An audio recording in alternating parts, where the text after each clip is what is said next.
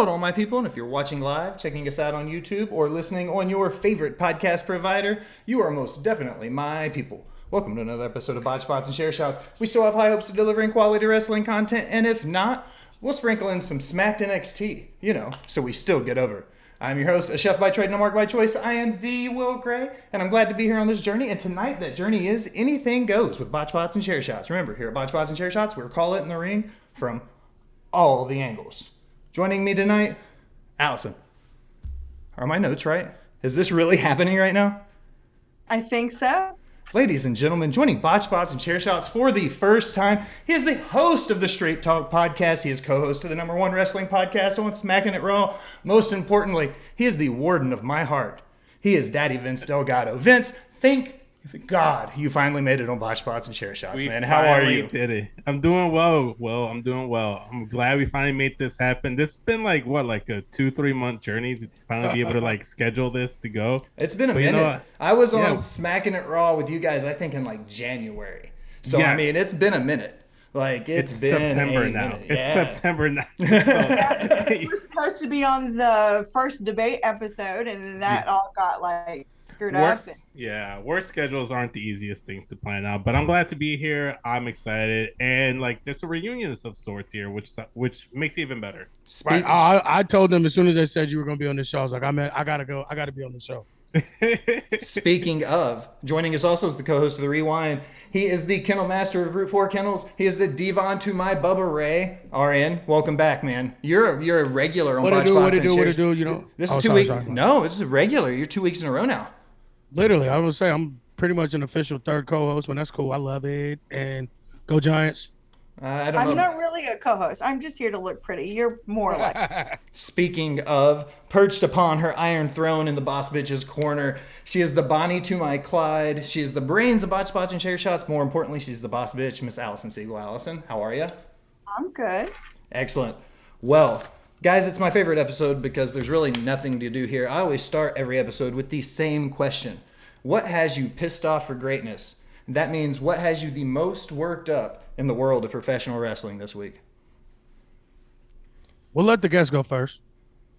Okay, well, I guess that's me. I think this is kind of like a minor thing, but the thing that probably pissed me off this whole weekend the most is the fact that AEW continues to have extremely long pay-per-view cards for unnecessary reasons. We just barely got WWE to get their act together. We had a 6-match card for Clash at the Castle, 5-match card for Worlds Collide.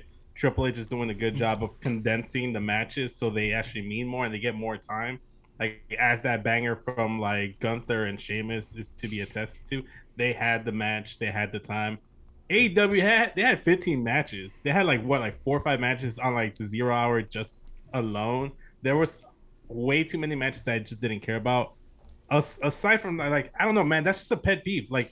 Maybe because I'm getting older, we just had this conversation pre-recording.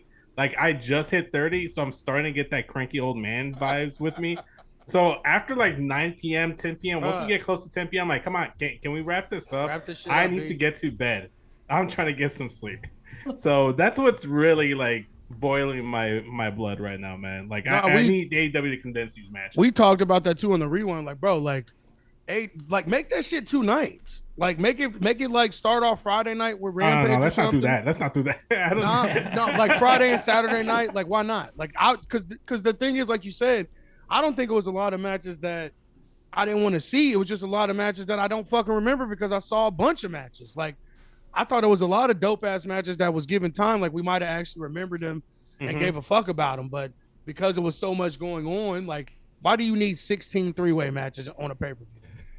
Since there were when we did trios matches. That's what I'm saying. When we did the preview show on Thursday night last week, going into this hell of a marathon that was professional wrestling, we talked about it on air. There were 11 matches on the main card of AEW's All Out. And between Clash at the Castle and Worlds Collide, there were only 11 matches between those two pay-per-views total. So that was a huge question. Was AEW putting too much in one night versus what WWE was able to do by stretching between the two brands? Right. RN? I think so, man. Yeah. Go ahead, Arn. What's pissing me off is the fucking AEW double standard, fucking act like nothing's wrong, like everything's fine. That meme with the dog sitting in the kitchen and the fucking house is burning down. Like if any of these things were going on with WWE, like the AEW stands and fan bitches would be losing their fucking mind. The internet would be ablaze. We have some real shit going on that's causing real problems in the backstage. And first of all, half the idiots still think that it's a work. That's the first thing. Like, how are you that damn stupid? You really think this is a work? If you watch that press conference with CM Punk, he was too calm, cool, and collected. That's when I knew this shit was real. Because if that was a promo or something like that, we would have had something. He literally was like, I finally got a chance to get this shit off my chest. I'm laying everybody down. Way too calm. And then on top of that, everything that happened afterwards, the fight, fucking like dude biting somebody and shit. It was like oh my God. Like, come on, bro. Channeling their inner Mike Tyson. Yeah, and like literally like fucking the AEW fans just act like, oh, it's not that big of a deal. Everything's fine. Everything is fine. Maybe he just wanted to like take a bite into Kenny Omega's thighs, like Savannah was talking about in the Chili Showcase. You know, like maybe Kenny Omega just had very delicious thighs, and Ace Steel just wanted to sink his teeth into them. That's another too. How the hell you bite a motherfucker's thighs? Listen, when a guy loves another guy, RN, like things happen, man. You end up in places you might not be comfortable with sometimes, but sometimes it happens. You got to be open to expand your horizon, man. Try new things. No, but to add to that, no, I get you. Look, I often have been like pointed as an AEW hater or a WWE mark or whatever. Yeah, because we were Smacked NXT. We were doing the NXT recap on Smacked Raw. So, my biggest issue is not like the product, AEW. I want AEW to succeed and strive. I just have critiques for AEW just like I do for WWE, and I'm just not afraid to like sit here and pretend like everything's all gumdrops and rainbows over on Dynamite on Wednesdays and like Rampage. Like I will say the way they handled the situation post Fallout stuff, the Wednesday Dynamite, they handle it pretty well. I will say Tony Khan addressing everything from the jump, not going into details. Everyone that knows what happened and why they're being stripped. They crowned immediate trios champions right away.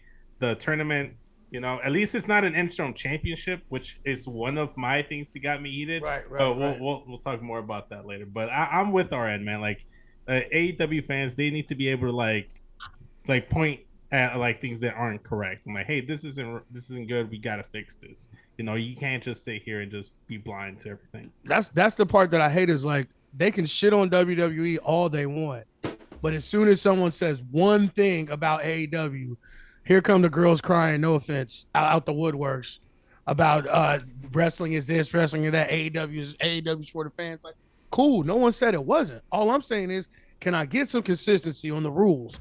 Can I get some consistency on the match types? Can I get some consistency on the match types? Like, give me, like, I never know what to expect to AEW, and sometimes that's a good thing, but also sometimes it's like, what the fuck is this? Like I don't know. Like I said, it's a clear case of the inmates running the asylum, and nobody wants to admit that. Nobody wants to just say that that's what it really is. There's no structure. There's no buck stops here with anybody until it's Tony Khan. By the time he hears or sees it, the shit's already on TV. So it's like, what good does it do?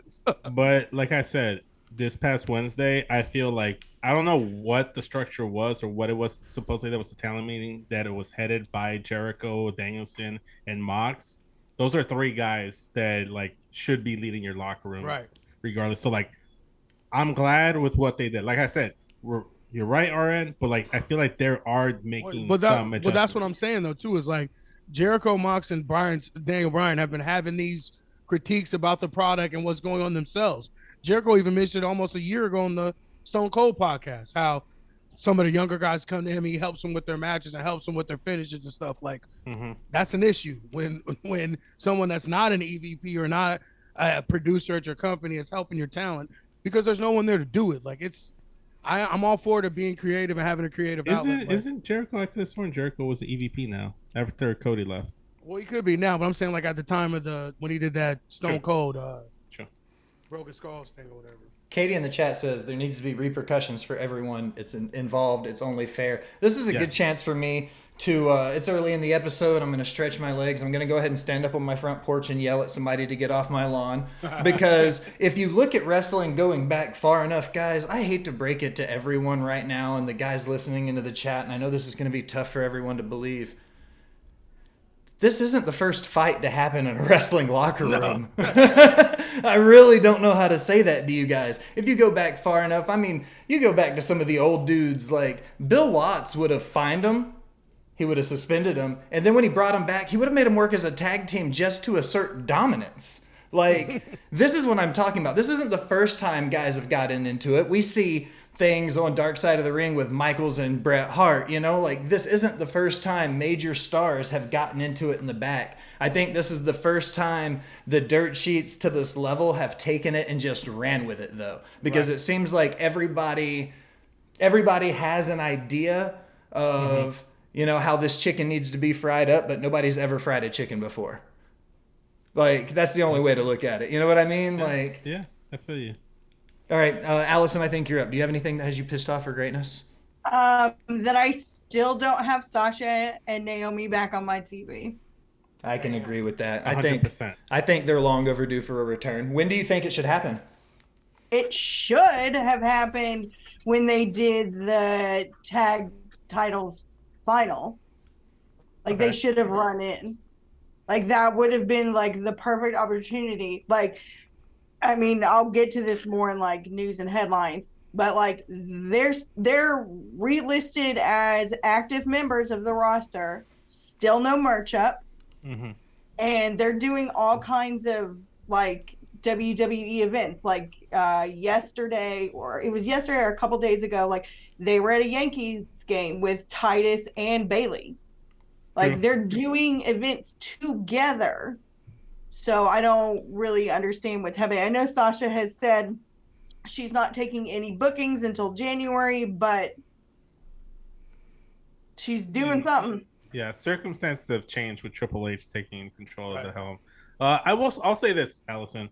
Yes, I was on the camp that like one of the perfect times to have him re-debut would be after the conclusion of the Women's Tag Team Tournament. However, as much as I want to see Sasha and Naomi, I don't want to rush it. I want it to be perfect. I want it to be good. Continue to build up this women's tag team division. Right now, they're building up Damage Control as a possible threat. Maybe they get the titles off of Raquel and Aaliyah because fuck Aaliyah.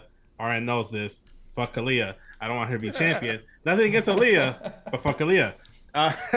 Also, too, if they were to show up on on that episode, that would have been the go home show for Clash of the Castle. Right. It also would have, I feel like, overshadowed Raquel and Aaliyah winning the titles, similar to when Asuka won the Rumble and then Ronda Rousey comes out and then no one's talking about Asuka winning the Rumble for the first ever Rumble. Everyone's talking about Ronda Rousey showing up, and I don't know. I think it's fine. Like, you can go ahead and like take your time with it. Just like make sure you find like the perfect time to do so.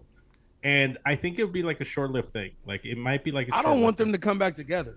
I thought that was a horrible tag team. I want them to come back together initially, but not actually have success as a team and have that be the catalyst for a new addition to the bloodline and Naomi turning on Sasha, have her join over like that's what I've been saying too. She needs to be in the bloodline. She cannot talk. She has no damn charisma. Like, let her be a villain and let Paul talk for her. Like, that they've given her time and time again. We and you have had this argument for years about Naomi. Like, she just doesn't have it. Like, that's okay. Like, that's okay. She has it more than most people. Yeah, I'll say that, but not enough. Like, she doesn't have it enough to be on the mic by herself at all, anytime. I never want to hear her talk on the mic ever. I'm curious to see how she'd be as a heel, because I feel like heel Naomi when she was teaming with Tamina prior to Team Bad, I think she had some solid promos. Right, exactly. Because you don't really have to say shit as a heel. You don't have to really put that much into it. You can just stand there, say a couple of loud words, and look mean and keep it fucking pushing. Yeah. But also, if you're with the bloodline, you got Paul talking for you, and that's where she needs to be. Like, especially with them bringing in Solo and everything. Like, make it a real bloodline, make it a real Samoan Dynasty type feel. Because remember, we had these conversations back in the day when it was first started on SmackDown. Like, how is 3 dudes controlling a whole entire fucking locker room of 30 other guys? Well, to be fair, one of the dudes is Roman Reigns. And I mean, that's I'm not just saying, a like, dude. no, but I'm saying, like, how is, dude. like, in a real, remember we were talking about the mafia thing, like when it first got started, like he needs to ask capos and lieutenants, like 3 dudes should not be able to put their thumb on the whole damn thing. Now you're getting more people. Make it bigger. Make it like I don't want to say make 500 people like NWO was, but at least make it where it makes sense that this one man is holding the whole fucking company. I feel you. And that includes the women's division too. And yeah, going back to Allison's, but yeah, circling back to like Allison's original point, can we get Sasha and Naomi? Can we please just get Sasha and Naomi? I'm on board there too. I think we're all in agreement here. They're dumb if they lose Sasha, especially with all the Star Wars shit coming up, and it's rumored that she's been recording and having more talks with Disney about a Marvel role, maybe too. Like, don't be stupid. I've said since the beginning she's one of the biggest stars. If she got away, they would be letting one of the biggest women's wrestling stars on the planet walk away from the company. I think Naomi and the Bloodline makes a lot of sense, having Paul Heyman be her mouthpiece. Well, this is the best part about the Anything Goes episode, because sometimes we just go news and rumors and then we just kind of let it flow. So, Allison, I'm going to send it up to you in the Boss Bitches Corner. It's your go round now. I don't have to talk anymore. Is that a promise? Yeah, maybe. Okay, I'm just gonna start at the top of my list, I guess. So Malachi Black is taking an extended break from wrestling and has a conditional release from AEW. There are fan videos of him after his match hugging everybody and, being very emotional. Thoughts, I guess. This is exactly what. This is why they left WWE, but they got this bloated ass roster, and the same thing that I feel bad for him, because literally the same exact thing that happened to him in WWE happened to him when he came to AEW, and that was not supposed to be the case. He's been squandering it in and out of feuds, on and off TV. Like, they got a dope ass stable, and we never fucking see him. We see him like once a month, if that. Had a trios tournament that they should have won, or at least got to the finals in. Like, it shouldn't have been fucking. It shouldn't have been the Bucks, and it shouldn't have been the Dark Order for sure. Like, and y'all know much I love. We know why they did it though. Well, I clearly, but I mean, and y'all know I love them like that. I love the Bucks and I love Kenny. Kenny's my favorite person in AEW, but they've been a trio for fucking 20 minutes. Kenny's been out a year. And the best friends have been losing the Dark Order hasn't really been shit either. So it's like, of all the trios you had in there that have been trios forever, and really like with Death Triangle winning, they should have been in it. You know what I'm saying? Like, it was just Death Triangle was one of the ones that I was pissed that got eliminated in the first round, because I'm exactly made no fucking sense. They're an original trio, but going back to Malachi, man, honestly, look. Regardless of where his future in wrestling lies, he's going back to WWE. Stop. Well, the condition of his conditional release is that he cannot go back to WWE. For how long? This, I think it's like the release is only for, I think it's 6 months. So there are reports that it's for mental health, that his back needs to heal. They talked about this a little bit on Sheely. Mm-hmm. But he asked for it because of personal reasons. Yeah, because he personally wants to go back to WWE. No, because I get that. Like, I think at some point we will see him. No, Triple H is back. His wife's over there. Triple H is the only person that's booked them properly. That's what I'm saying. I mean, like, and that's the thing. Like, with people going back to WWE, it's not so much that Triple H is in charge. It's in all these fucking people that came back or that's getting pushed now were his people, and he pushed them to get them to the fucking main roster to begin with before they squandered it. So, like, that's what it really is. It's not that just Triple H is in charge now. It's that he gave a fuck about all these people that he had and pushed them and tried to get them ready to be stars on the main roster, just for them to change their names and put them in dumbass tag teams or just completely bury them all together. So I guarantee by Royal Rumble, he's back in WWE. I don't know about Royal Rumble, but I like, just to focus on like the conditional release. I just hope like he's doing well mentally and physically. Like like that's what I was trying to get at beforehand. Like, cause like I don't really know if he's gonna go to WWE or if he can stay with AEW. Because like honestly, I don't personally care. I just want to make sure that Malachi Black, Tommy End, the person, is doing well physically, mentally. Like mental health it's no joke. It's a serious issue, and you know, like if he really is suffering from that and he needs help, like a conditional release isn't the worst thing in the world because he's still gonna get paid to go ahead and like fix these mental and health issues. So yeah, it definitely was that because there's no reason for them to release a guy that they know is going to be scooped up immediately by WWE. That's the only reason why I know that it's real shit. It really is something personal, probably medical as well. It's probably a little bit of both. It's probably mentally and physically. He's probably just kind of run down. So like I don't see them giving him a release like that if it wasn't something that not necessarily serious, but something that needed to be handled immediately. Right. I also think with where House of Black is, I feel like he should be pretty happy with his in-ring work, his production, his stories. Like those guys are at the forefront every Dynamite. They're always at the top. They were in the trios tournament. So I feel like unless there was something going on in the background, I don't feel like there would have been any reason with him to be unhappy with his on-screen role. You know what I mean? He should be unhappy. Do you think they're mishandling House of Black? Yeah, he's doing the same, almost the exact same shit he was doing in WWE. But like it's not like he's having matches more than he did in WWE because in WWE he was just like sitting in a room asking for people to pick a fight with him. But are those matches? But they're not really doing it. They're not really doing much. So like, I feel like there's still not like story progression being told. Like it's just like you're feuding with this person this time, Malachi, and then he started feuding with Darby. Like where the hell did that come from? Like I thought it was Brody feuding with Darby. Like then Sting, like he blew Sting in the eyes. Now Miro, and then Miro. It's then like Miro out of nowhere. Like that's what I'm saying. Like it's not that the on TV is not the thing. He was on TV in WWE. He was, but what did he fucking do? Can you main roster Aleister Black? Can you remember a match? The Seth Rollins match. So that's one. The Ricochet Malachi Black match at WrestleMania when they did the tag team titles. Yes. Right after they had the push with they won. Let's see. God, my memory is terrible for this. They did the Dusty Rhodes Cup, and then they were on Raw, and then they were on SmackDown, and then they did WrestleMania weekend back to back. They wrestled like 4 or 5 out of a 6-night event week for WrestleMania. We never saw either one of them again. I'm not arguing with that fact, but you were like, can you think? I was like, the only one I could think of was that string of matches, and that was it. We never saw Trevor or Aleister Black again. I like how you use his government name.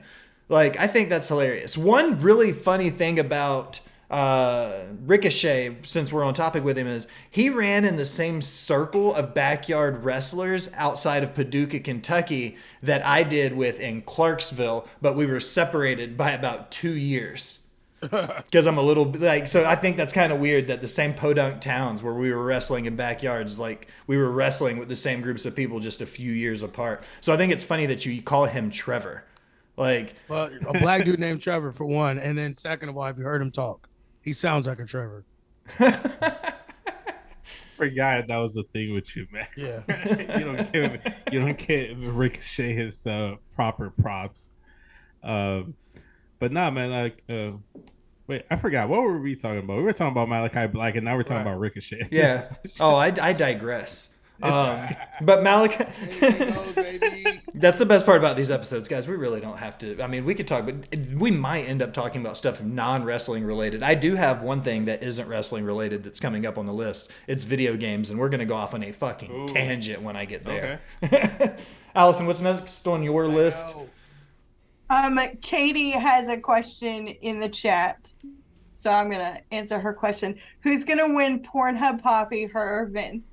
I'm still Team Katie. I love you, Vince, but what?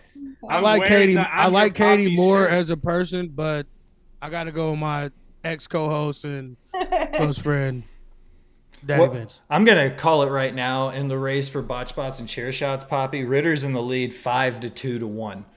So that's the real race that matters when it comes. No, it's not. Well, and here's the thing, man. here's the thing. Me and Katie are in a death race for our life for this Pornhub Poppy race, and here you're like, nah, Matt's Pornhub Poppy. You out here like discrediting the name, like you're out here throwing it, you're like making people think that he actually is Pornhub Poppy when he's not. Like you out here tweeting that. That's a. I love you, Katie, but I gotta go with Vince. Vince is Poppy. No. It's Vince. It's Vince. me. I'm gonna win. I'm actually up right now, and I'm gonna. I will never call you that, but it is you. Thank you. Vince, what is the official score right now for Pornhub Poppy? While we're on topic, do you know right offhand? Right offhand, I think it might be like 19, 18, or something like close to that. Like, Matt, but you're I in the know I'm chat. up What's the score for Matt's in Pornhub there. Poppy? He's in the chat right now. Him and Katie both are. They're petitioning. Well, Matt has the official score.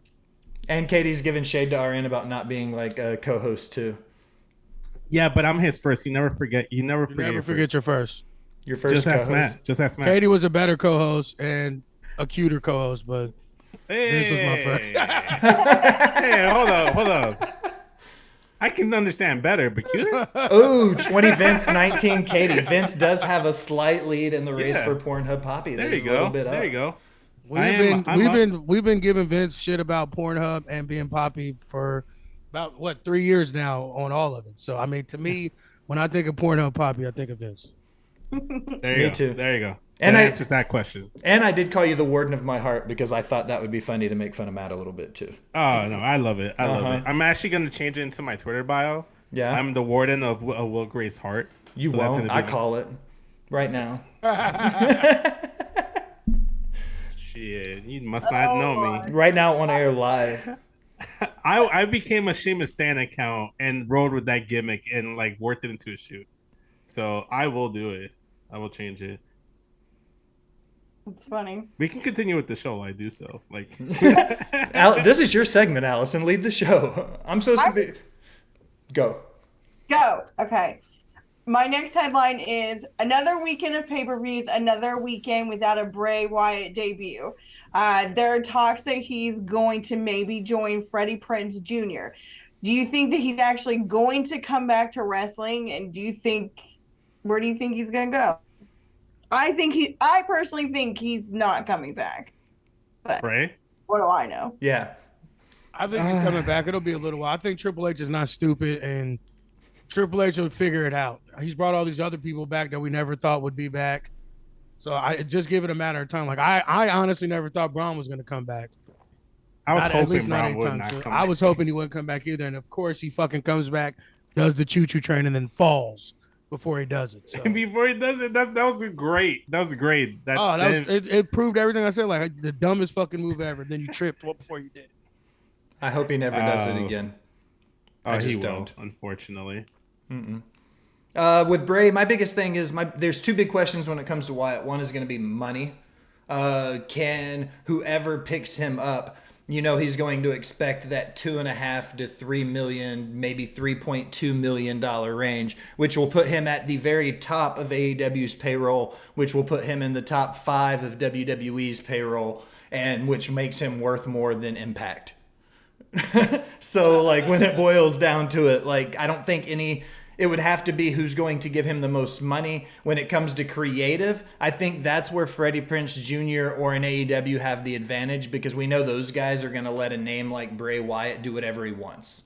But they don't have the money to pay him. That's what I'm saying. That's the one catch that WWE has, is they've got the money and they've also got the production value, which is something that everybody else, not even remotely close, has. I think Freddie Prinze will be close. I think he'll be better than AEW as far as production value goes, just from what I've heard from him, like the people that I know that he's trying to get involved.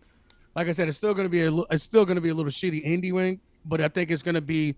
He's going to put a lot more into the interests and production value and vignettes than what AEW does. Like, you can tell. I mean, he flat out said it when he first made the announcement that that's what he's going to look for, and that's what was taking him so long, is because he was trying to find a site that he could do everything at, including post-production, everything all in one building. So, like, I definitely think he'll have a leg up, but it's just going to be, will he be able to find the backers that can help him get the funds he needs to get some of these free agents away from AEW. Let me ask you a question about Freddie Prinze Jr. period, because a lot of guys don't seem to remember this. He was a former writer for WWE, which I think is hilarious. But also following that up, do you think his knowledge in the entertainment and Hollywood side of things will give him an upper hand on the production side? Yes, absolutely. That's what I said. I think that he'd have, because he's a great writer. He's a director. He's a producer. He's actually done camera work on some of his other films and stuff like that. Like, he has a well-rounded knowledge of the production side of things, as well as having a well-rounded knowledge of wrestling, as you can see on the Rivals show on A&E. Like, I fully believe in him. Like I said, I'm old enough to remember him being a writer, him and Patrice O'Neal both on Raw and everything. So like, I feel perfectly fine, especially listening to his podcast and kind of seeing him on some other interviews that have nothing to do with wrestling, like how he talks about wrestling.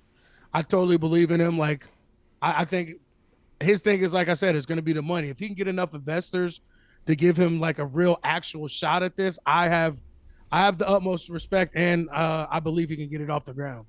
I mean, listen, he's got access to that Buffy money from that wifey. So right. That's what I'm saying. Like, he was taking his time. I think he did like a 45-minute podcast on everything, like what he was doing, and like that was his main thing. He was like, I have the startup money, but I'm not just gonna start it up and then blow everything in the first fucking year. Like, I want to have everything done, a place, and everything set up to go when we get going. And that, to me, that's smart, where you can do everything in one fucking building, record your shows, edit your shows, everything all right there. You know what I'm saying? That's smart, especially starting out. Agreed. Do you think it could be the second coming of All In? If he were to book the right guys and get the right backing and have the right venue, could he sell out and do a pay-per-view similar to what we got from All In before AEW rolled out? Absolutely. I'm gonna say no. You don't think so? I feel like All In was probably like a once in a lifetime type of event. And that ever since then, I feel like AEW has been trying to replicate with All Out. But it was just a once in a lifetime type of thing. I don't think it'll be like huge like All Out was like that, but I meant like as far as like selling out like a smaller venue and actually having people buy the fucking pay-per-view to watch it, because he has time. What's smaller? What, like, when you say smaller, what do you mean by smaller? Like, how small is this venue? Because if you're talking about like a 3,000 like seat venue, then sure. But if you're talking, well, I think he could probably sell like a 10,000 seat one, depending on how like not desperate. Get Dave Meltzer to tweet it so that he wants to do it. Right. That's how we'll. That's how. Well, we'll not even that too. Like, he has with ties. Cody. He has ties with all these other companies. Like, he's good friends with Corgan and all these other guys that have promotions. He's friends with them, just like, and that's all Out was. It was a bunch of friends getting together and asking for fucking favors. Like, well, if but you it look was at also like the biggest stars from the other promotions. Like, you had, because like the Elite were the biggest stars from like ROH and New Japan at the time. Like, and that includes like Hangman and like Marty Scurll at the time as well. Then you have like New Japan stars like Kazuchika Okada and Kota Ibushi as well. But then you also had legends in there that you weren't expecting, like a Rey Mysterio. So I think because of that, you won't actually be able to replicate it or make the second coming of it. Could he sell 10,000? Doubtful. I don't think so. I'll tweet it. Maybe that motivates him to do it. If you look at All Out this past weekend, the venue All Out was 12,600 people. If you account for maybe the 25% of the venue that was blacked out for production purposes, and that's a modest 25, you might be looking at between that 9 and 10,000 mark for total people. I don't want to say I don't think Freddie Prinze Jr. could sell out that building with 10,000 people sitting in it. I don't think Freddie Prinze Jr. could sell out that same building and make $1 million. I think there's a huge difference for those two things. I think he might be able to sell 10,000 tickets if he sold them like he was promoting an indie show with a ton of names. I also like at All In, following up with Vince as well, there were also AAA champions with Sammy G. He was the AAA cruiserweight champion at the time, and the AAA mega champion or whatever it was also on display there. So when you think about what they had on that brand, they had 4 or 5 active promotions at All In. I don't think you're going to be able to get that same thing now, because people are going to see it like a mutiny. If AEW stars, MLW stars, PWG, and they all start coming together and it starts looking like a second All In, I think all the promoters are going to be like, whoa, guys, You know what I mean? Like the last thing we need. But see, that's the part that I don't think you're taking in consideration is the relationships that Freddie has. That's what I'm banking it on.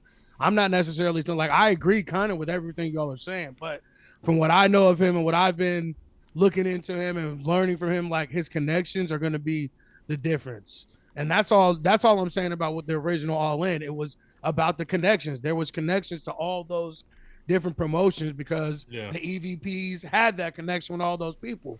And I'm saying that Freddie has those connections entertainment wise and WWE wise and AEW wise. Like I said, he's good friends with Corgan too. That's what I'm banking on. I'm not necessarily banking on the strength of his promotion or what. I mean, it's a fucking non-existent promotion at this point, but I'm just saying I'm banking on his connections coming through. Now, I don't want to say it's going to have the impact to All In, because let's be honest, that shit changed the whole landscape of wrestling. Yeah, it's the reason why we have AEW right now. Yeah, that's what I'm saying. Like that shit changed the course of history for wrestling. Like, I'm not saying it's that. I'm just saying that it could be a show up to par that as far as the wrestling on the show, production value, shit like that. I don't think he's going to change history like the original All Out did. Listen, man. Anyone that tunes in to the Smackin It Raw podcast every Friday night knows that I'm all about foreplay. And the thing that made All In great was the foreplay leading into it with being the elite. You had all the matches being anticipated, built up. All of them had stories going into them. That's the thing that people fail to realize. Yeah. Maybe some people watched it just for the matches because they knew the talents. But a good portion of the audience, whether they were in attendance or watching on the Fight app or on the BR app, whatever it was streaming on, knew that there were storylines going into it. Like, I hate to cut you off. I'm so sorry. Can I bitch about the Bleacher Report app for just a second? How fucking shitty it is. Go off, dude. Jesus, dude. The biggest thing about the Bleacher Report app, hear me out, all right? I do a lot of Chromecast streaming. So I stream from my iPad or my phone to my TV, okay? Yes, I have a smart TV, but I don't want to have to log into 500 apps that I've already logged into on my phone. So I stream a lot through my... Thank you. Yes, your logins, Allison, again, for the second time. But my point is, if you're going to stream something like All Out, don't be shitty. Like, I literally had to stop halfway through the stream using a Chromecast, and it's not an internet thing. Like, 100%. I stream live on Twitch. You know, I know my internet can handle the bandwidth to stream The fucking Office to my TV. You know what I mean? Like, it's not that big of a deal. But get your shit together, Bleacher Report. I'm highly disappointed in the production of your app. You know what? Forget Bleacher Report. AEW, find a new streaming service. Why don't we have an AEW streaming platform yet? Anywhere. Put it on HBO. Put it on... I love to put it on HBO. Even New Japan World is better. Like, New Japan has its own streaming app. New Japan World does fantastic. It works wonders. I never have any issues with New Japan World. Is there an app? Like, is there, like... I tried to, like, get it on my TV, so, like... It's not on everything. I think it's only, like, on Amazon, like Fire Stick or something. The way it's very little like compatible devices that it has. For me to watch New Japan World, I have to use the Chromecast. No free shout outs to fucking Google because I'm an Apple guy. But I have to go to New Japan World and log in, select what I want to watch, and then it opens the Chromecast app, then casts it to my TV. You can't directly cast from a New Japan World app, which I think is... Can you get on it, like, say, my Xbox? Can I get on, like, a browser on my Xbox and play it from there? Yes. If you logged in on your browser on your Xbox, you could watch all of Xbox. I think Xbox can, but for some reason, PlayStation can't, if I'm not mistaken. It's not perfect. It's not perfect. But in terms of streaming quality, I don't... Like, once I'm on the stream, like, New Japan World is pretty decent. But, I don't know. This just makes me miss the OG WWE Network, man. Because fuck Peacock, too. Fuck the cock. Fuck the cock. I'm not a big fan of Peacock at all. The WWE Network... You know, the little petty thing that I loved most about the network that we don't have anymore was the fact that for somebody who writes for a podcast... when I wanted to go to a specific match. Yes. I could go straight. Halloween Havoc 1997, Rey Mysterio versus Eddie Guerrero, and go straight to the fucking match. And now I have to find what season of Halloween Havoc what I'm the talking fuck? about. Like, no, let me type in 1997 Halloween Havoc and then Like, go. And then they had it broken down like the scenes. The opening match, then this. Yeah. And I was like, come on, how awesome is that? Like, Yeah. If my girlfriend didn't love the cock because of Housewives and a couple other shows she watched, I would already cancel my subscription. Like, I'd rather just watch the shit, steal a fucking link and watch it because it's so trash. See, here's the thing. I actually don't pay for my Peacock. I get Peacock for free with my Xfinity, so I get it for free. So I'm not giving them my money. So fuck them. Two, the only good reason why I would even want Peacock aside from the WWE Network is because of The Office. It's the only place I can watch The Office. Preach. So that's the only thing they have on that. And three, the biggest pet peeve, and this was my biggest pet peeve. I forgot to talk about this when we was talking about like what has me hot. But I woke up late because I was sick this whole weekend. So I woke up late for Clash of the Castle. And I didn't want to go jump straight into where the stream was. I wanted to start from the beginning. Peacock does not let you start from the beginning. You have to wait till the whole show ends to watch it. So guess what? I had Solo Sikoa spoiled for me. I had Gunther chopping the shit out of Sheamus ruined for me. You know? So I saw Sheamus' sweaty pink nipples on Twitter before I saw them live on Peacock on my television screen. So that really pissed me off. So that in of itself, we're talking shit about Peacock and streaming sites, Fuck man. the cock. Like, fuck the cock, man. Like, let me watch when I want to watch. Jesus. truth. Do you have any idea what's on your list now? Where are you at, Allison? Yeah, I have things written down. Y'all can't derail me. Anyway, We can try. you can try.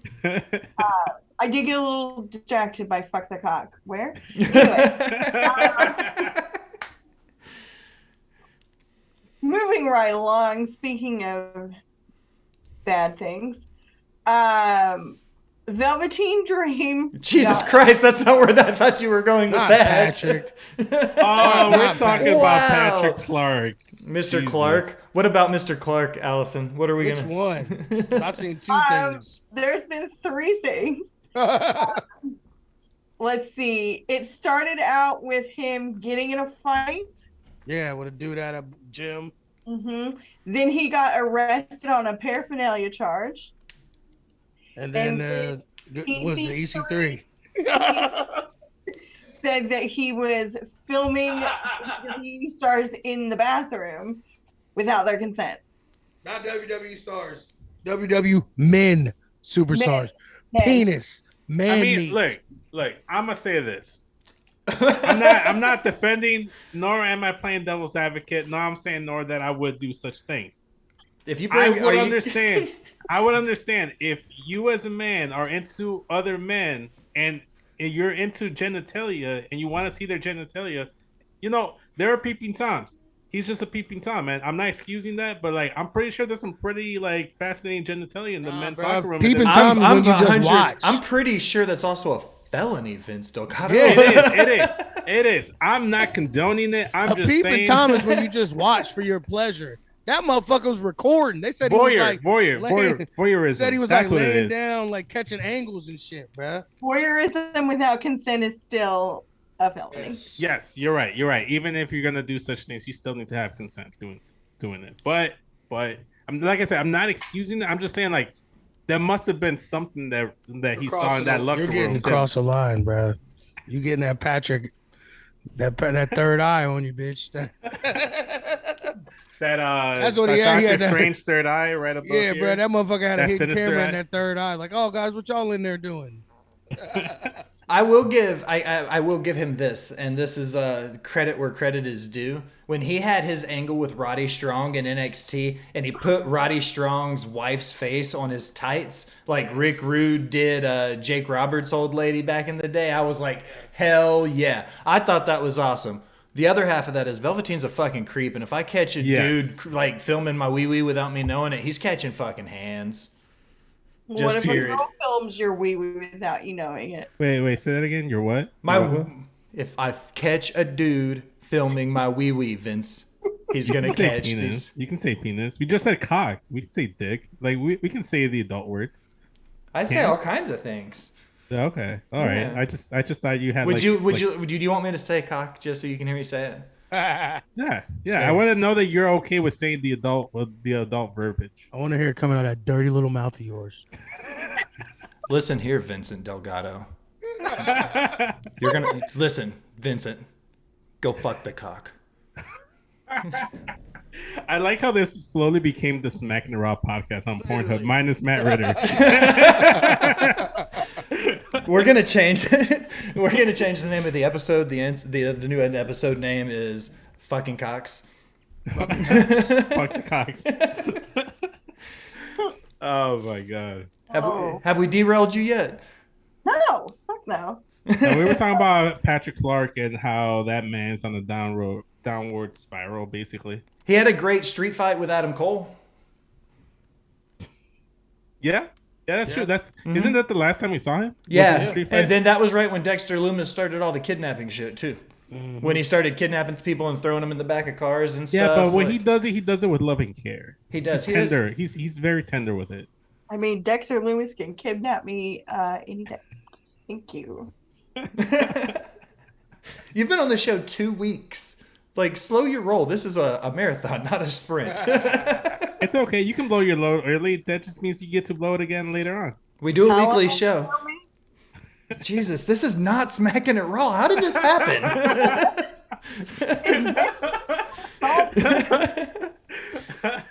We're gonna get Kyle banned on Twitch. I just feel this coming. I'm okay with that. It's okay. We'll make a new Twitch.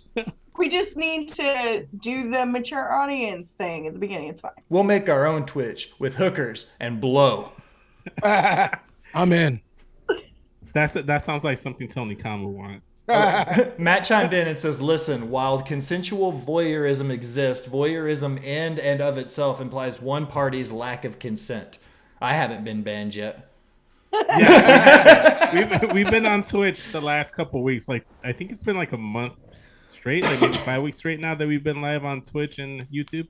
So we haven't been banned yet, and we've said words. Their algorithm works to where as long as you don't cuss, I think in your first 90 seconds or first 2 minutes or something like that, it helps you get pushed into the algorithm. So if you come out of the gate with a lot of like, you know, weird shit, like you're going to get pushed to the back of the line. So what you got to do is fake it for a little bit. Well, I say fuck within the first 10 seconds of every show. I'm pretty sure it's on the background for the rewind. It might be edited out like with an X or something, but next time I come on the show, that's the first word I'm gonna say. Fuck. Just as soon as the show opens, I'm gonna be like, Fuck Vince, the how cock. are you? Fuck the cock. That's fuck the cock. That's the first thing I'm gonna say. That's the name of the episode right there. Fuck the cop. That's gonna be the name of the episode. We're gonna need a new graphic, Allison. Matt, you're still in the chat. I need a graphic for this episode, please. Got you. Oh man. Anyways, Oh, I got one. Can I go next? I guess. It's still my show, damn it. At least half of it. We got a thing from Twitter. They wanted us to cast Marvel characters from the MCU using wrestlers. Okay, so this is what I was talking about, one of the weird tangents we're going to go off. So what I did was I picked one character for each of you that I want you to cast as a wrestler, and then we're just going to go down the fucking rabbit hole of who we think like we would want to put in what positions. Vince, for you, I picked Falcon. Who do you think would be the best Falcon? Ooh, Falcon. Ray Phoenix. Yeah? Yeah. He's already like a bird in the name, like a phoenix, like Falcon. Yeah, I'll give it a Phoenix. But if not, if I have to just go based off of like personality, you know what? Give it a Carmelo Hayes. Carmelo Hayes would also be a good one, I feel like. Carmelo Hayes. Yeah, give it a I Carmelo felt like Hayes. Phoenix would be good because the actual comic book Falcon now is like a Native American guy. So like Ray that would have Phoenix fit is not too. Native American though. He's Mexican. No, he's like that's where he's from, like New Mexico, like Native American, Mexican and shit. Like you know what I'm saying? Like I don't know how to explain it. New Mexico and Mexico is not the same thing just because. No, but I mean like all in. Google the shit. You know what I'm talking about. I'm just giving you a hard time, bro. I know you are, you fucker. But at first, no, I'm just saying the Phoenix one wouldn't have been that bad of a choice. I think Phoenix would be a good pick for that one. But I also think Carmelo Hayes as well. The one thing, if you look at the current MCU version of who Falcon is, I think Carmelo Hayes would be a good fit because he plays. No, yo, what the fuck are you talking about? Him and Falcon have nothing in common. What are you talking about? Wait. Hold up. I spaced out because I was looking at the chat. Repeat that one more time. Carmelo Hayes would is not Falcon. make a good Falcon. No. Why not? What about? Because I want him to be my future Captain America, RN. Jesus. It's but all you about want the Captain story. America to be a dick and fucking have some white dude shoot him? No. Well, we can report things. We can report things here. But I don't know. Strictly off who Carmelo is now. Hell no, that's a terrible choice. Even if they tried to shoot him, he would just do the little wing thing. Think about it. Melo don't miss. The wing, you know what I'm talking about? The wing things where he closes the wings around him so you can't shoot him. Shut up. All right. You know what? Official final answer. Ricochet. That's Ricochet. my thought. Ricochet. Shizzle. Trevor work. Trevor. Trevor is the new Falcon.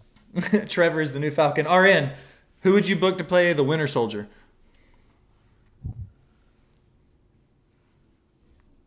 See, now that one I would maybe pick Carmelo for that. The complete opposite of Captain America, just as fucking straight up asshole dick who's better than you, who can fly, who can bounce all around and probably take the shield and bounce the shield too if he needed to. And you know what I'm saying, just fresh to death from head to toe. You know what I'm saying? Like I think I'll go with Carmelo on that one. Now that we think about it. What about Mox? Mox, I feel like he fits. Mox would be a good Winter Soldier.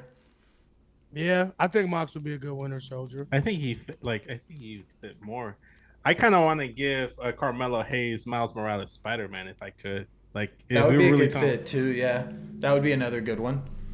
He's just such a dick, man. I love comic books. Like all these characters you guys are talking about. No, Carmelo's an asshole, bro. What about Carmelo playing the Flash? That's you know what I mean? Like you go back to the original. Like wait, but that's DC. Let's take it to a Marvel speedster. Oh, okay. Quicksilver. Perfect. That's the bridge. Perfect. Yeah. Because in the comic books, he is a arrogant fucking prick. Like literally, Wolverine calls him a prick in the comic books. Like that would be. Yeah. All right. Cool. I'm with it. All right. Allison, who would you book as Black Widow? Well, you see, here's the thing. I am a DC girl. I love Superman with my whole heart. I'm not really into Marvel. Got my feed. Wow. It's okay. We forgive you. But no one's perfect. See, she couldn't be perfect. I knew it was something. I was something. Like, she's just too perfect. There was some flaw there. She's just too perfect. I knew it was. I knew it was going to be something. Red flag. If a girl likes DC, it's a red flag. And Bobby just called me out on Flash for DC as well. Right. I had a love affair as a child with Christopher Reeve, so yeah, like obsessed with Superman as a kid was a thing. But I do. So Black Widow. I've seen half of a Black Widow movie. I'm not gonna give you shit for that. It was trash. You're good. It was a pretty shitty movie. I haven't watched it. You're not missing anything. I've seen all the Iron Man movies, and I've seen parts of Black Panther. She's in the Iron Man movie. She's in Iron Man 2. She's in Iron Man 2. Yeah, she is Scarlett Johansson's character. Yeah, I know who she is. I guess I would say maybe Jade, because she's such a badass, and Black Widow's supposed to be a badass. That would be cool. I could see that. I fucking love Jade, so like, put her in everything. I feel like it has to be someone that's very flexible, because Black Widow strikes me as someone that has some flexibility to her. So maybe like Katana Chance from NXT. Ooh. Yeah, they do a lot of the same moves. Yeah, so that would be one. And then also too, like because of the cosplay at All Out, like right now I picture Jade as She-Hulk. So that's kind of what I picture her as. So like that's why I can't picture anything other than the Green She-Hulk. Which, by the way, I need to watch the new episode. It wasn't as good as the third episode. Kai Tai says Stacy Keibler for Black Widow. Bobby says Tony Storm for Black Widow. That's a good one. That's a good one. I like that one. Matt says he sent a thumbnail to the. Yeah, I accidentally opened it. I saw it. See, when you did the intro, it just kind of seemed like it said BBCS, and I'm like the big black cocks, like what, like that. That's where like I'm like, wait, hold up. Did he have a William Regal error in the intro and did something happen? Oh yeah, Becky's another good answer for Black Widow. Ooh, Becky is a good answer. That is a real good answer. Yeah. She already has the hair.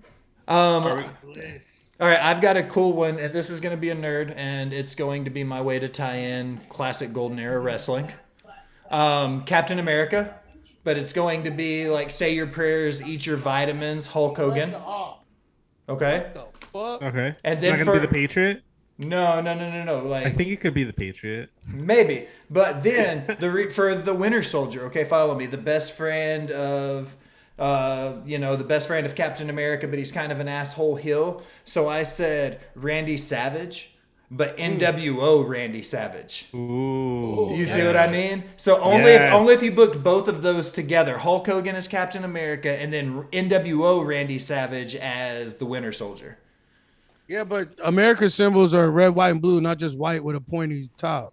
Well, I don't usually represent. What about Kurt Angle? Kurt Angle would be a great pick for that Captain role America. too. Yeah, he'd be a great Captain America. I think that'd be fantastic as well. Let's just do Team Angle. Kurt Angle's Captain America, Shelton Benjamin's the Falcon, and Charlie Haas is the Winter Soldier. Matt says he's so confused he's lost because he was making us a thumbnail for the episode. He has no idea. We're comparing wrestlers to Marvel characters. Like he and I did an entire episode dedicated to this for horror movies. So I mean, he knows what we're doing. Yes, yes. I literally just wrote that in the twat in the twat. In the twat.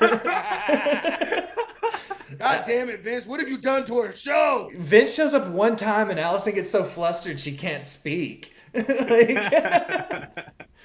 somehow I mixed tweet and chat. Anyways, and you got twat. Way to go. Twat, actually. I said, you know, the same thing you and Will did last time you were on. That is true. It wasn't the last show, but that's not here nor there. Mm-hmm. Do either of you guys have anything on your list that you brought with you?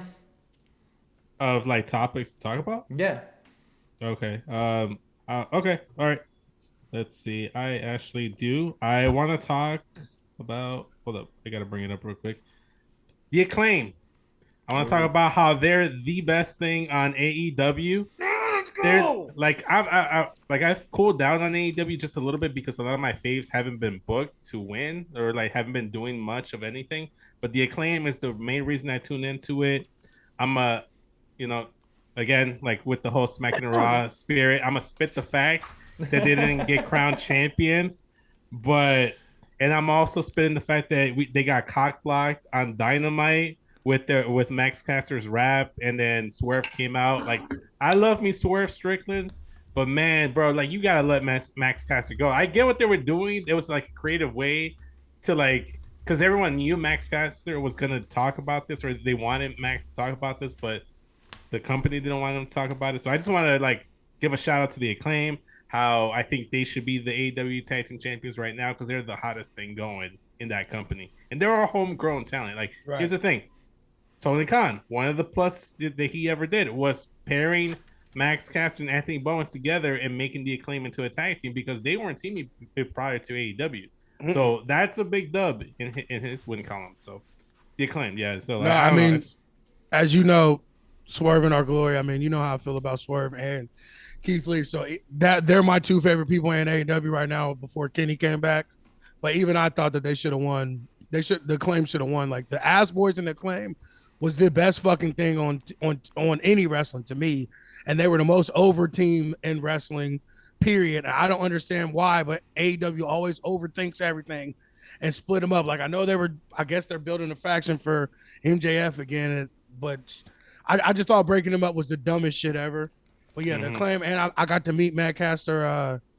What was it, like last year? Like, he's fucking huge in real life, and Oh, really? the raps are real. Like, he has a book that he writes them in before every show and everything, and goes over them. Like, it's legit. Like, I fucking love the Acclaim too, bro. Good choice.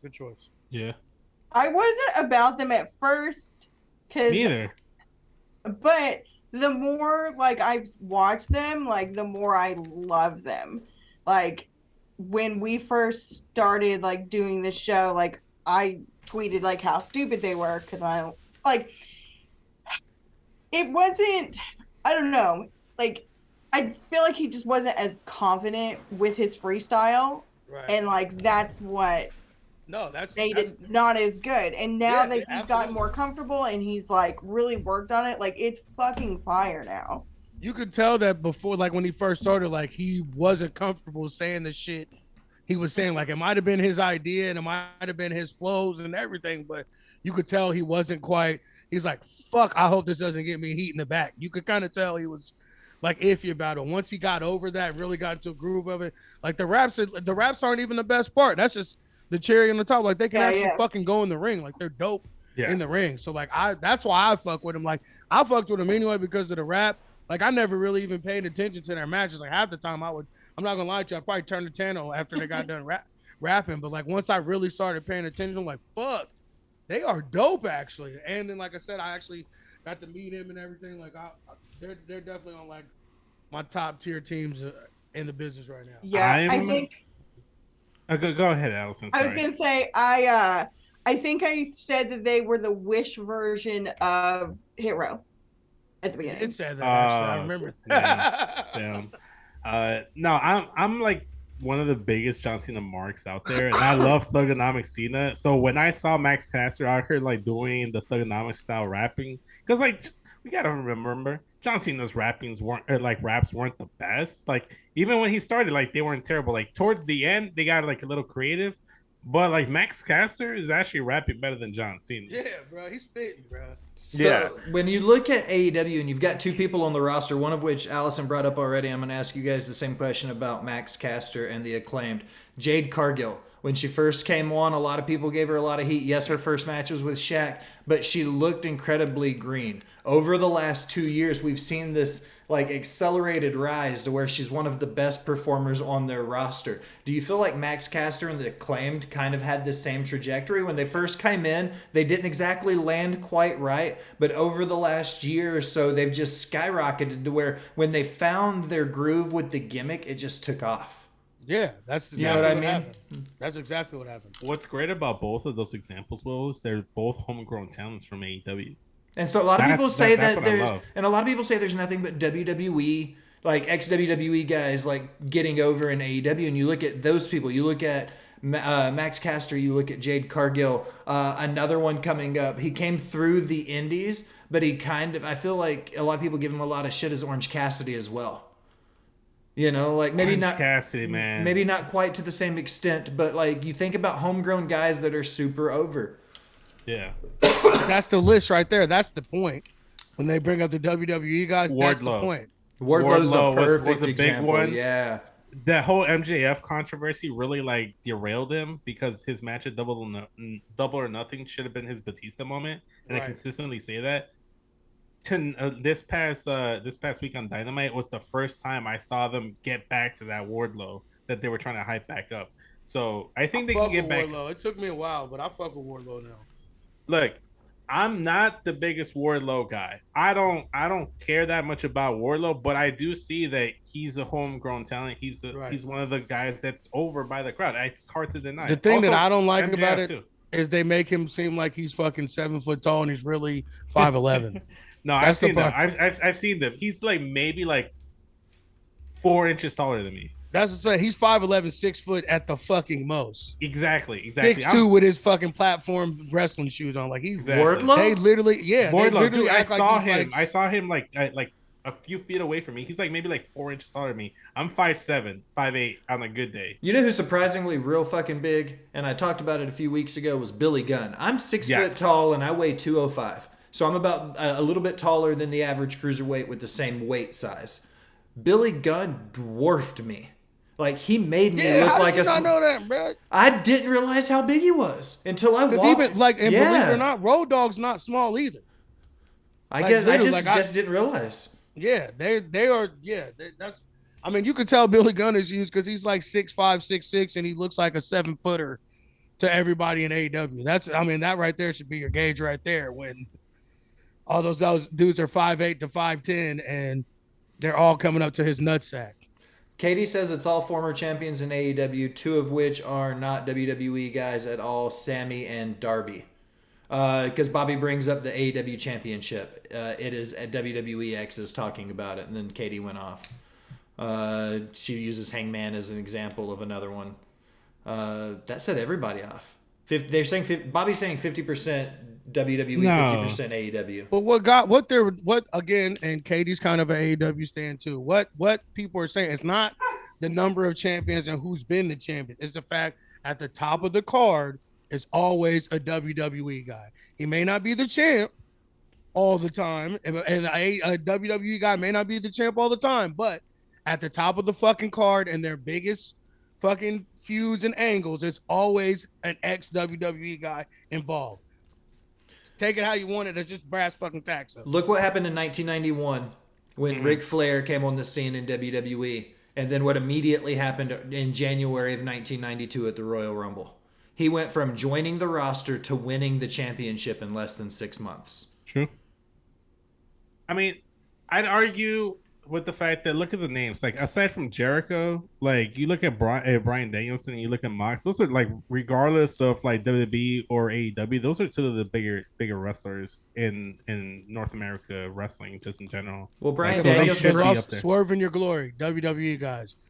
Pop from Death Triangle. You just reminded me, going back to the acclaimed Swerve in Our Glory stuff, I love Keith Lee. I love Swerve Scott. I've been saying since Black and Gold that Swerve was the man, and he was bigger than the North American title. He deserved a real push on the main roster. Tell him, Vince. Tell him how I feel about Swerve. I've been telling him since day one. Keith Lee the exact same way. Allison and I saw Keith Lee work dark matches live twice. Before he went up on the main roster, and loved it back in the Bearcat Lee days, right before he made that bullshit change. Keith I think Lee that should have been like in the world title picture from the jump when he joined AEW. Agreed. But I think him and Swerve have had their run. I don't think there's anything wrong with them having a short title reign. Give it to the acclaimed why they're red hot. There's no reason not to do it right now. Because then you've got all these other tag teams coming up. The Lucha Brothers are hot. When Ring of Honor settles out and the Briscoes are able to come back around, like, you've got a ton of good tag teams that are going to be in AEW. Give the acclaimed the shot now before there's too many people to really have a chance. Yeah. Yeah. This to me, that's one of the biggest things with AEW is they always miss their shot. Like, this is the time now. Like, fuck Swerve in Our Glory. They're not going anywhere. They're probably going to be bigger draws for you singles anyway. I think the Claim are not going to be hotter than they are now. They missed the boat on fucking they missed the boat on Thunder Rosa the first time around. They missed the boat on what's the alien chick? I always forget her name. Chris Statlander. Yeah, they missed the boat on her. That, like, Hangman, shit, the number one person they missed the fucking boat on to getting the title on. Like, they're always a day late and a dollar short, and no one wants to bring that up and call them to task for that. Like, they're like the anti-Patriots. They give you the belt way after the time you should have had it. That's true. That's a fair point. Allison, what's next on your list? Next on my list is, I'm trying to weed out everything before all the AEW like drama. Oh yeah, because we still got to talk about that. Yeah. So Pat McAfee is taking a break to go to College Game Day, and from what I saw is Booker T is taking his place. God damn it!